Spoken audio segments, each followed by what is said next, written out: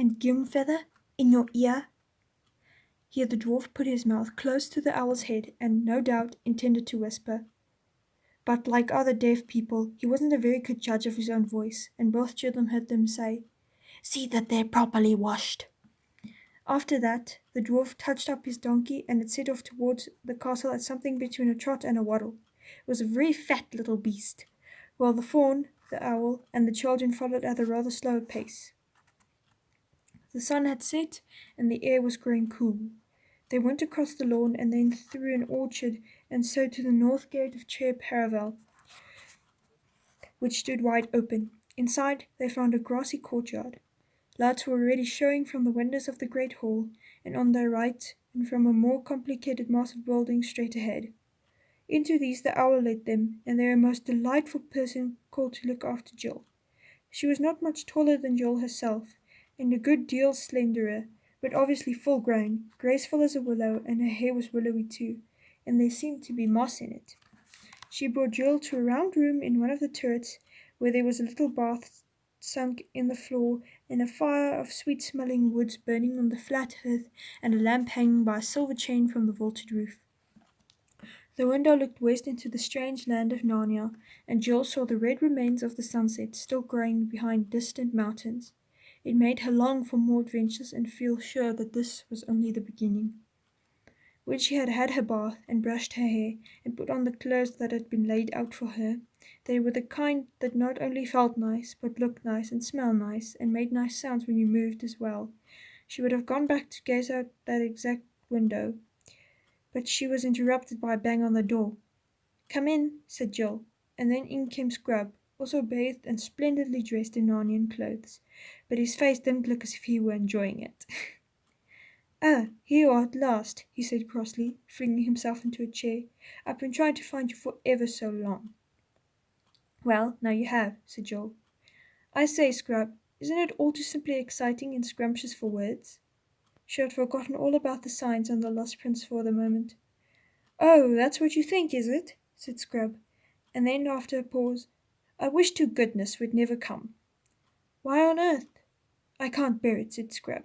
"Seeing the king Caspian, a doddering old man like that. It's frightful."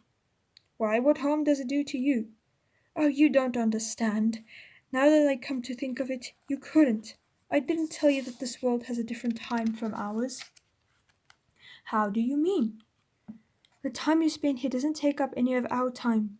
You see, I mean, however long we spend here, you shall still get back to Experiment House at the moment we left it." "That won't be much fun." "Oh, dry up. Don't keep interrupting. And when you're back in England, in our world, you can't tell how time is going there. It might be any number of years in Narnia while we're having 1 year of home." The Pevensey explained all to me, but, like a fool, I forgot about it. And now apparently it's been about 70 years, Narnian years, since I was here last. Do you see now? And I come back and find Caspian an old, old man. "Then the king was an old friend of yours," said Joel. A horrid thought had struck her. "I should jolly well think he was," said Scrub miserably. "About as a good friend and chap would have. And the last time he was only a few years older than me. And to see that man with a white beard, and to remember Caspian as he was the morning we captured the lone island, or in the fight with the sea serpent. Oh, it's frightful. It's worse than coming back and finding him dead." "Oh, shut up," said Jill immediately. "It's far worse than you think. We've muffled the first sign." Of course Scrub did not understand this. Then Jill told him about her conversation with Aslan and the 4 signs and the track of finding the lost prince which had been laid upon them.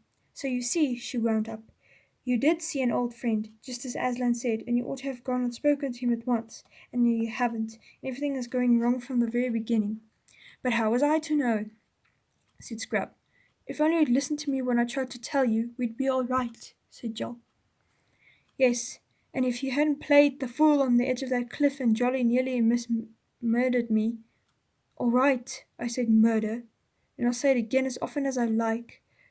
"Still keep your hair on. We'd have to come together and both known what to do." "I suppose he was the first person you saw," said Jill. "He must have been here hours before me. Are you sure you didn't see anyone else first?" I was here only about a minute before you, said Scrub. He must have blown you quicker than me, making up for lost time, the time you lost. Don't be a perfect beast, Scrub, said Jill. Hello, what's that? It was the castle bell ringing for supper, and this, what looked like turning into a first great quarrel, was happily cut short. Both had a good appetite by this time.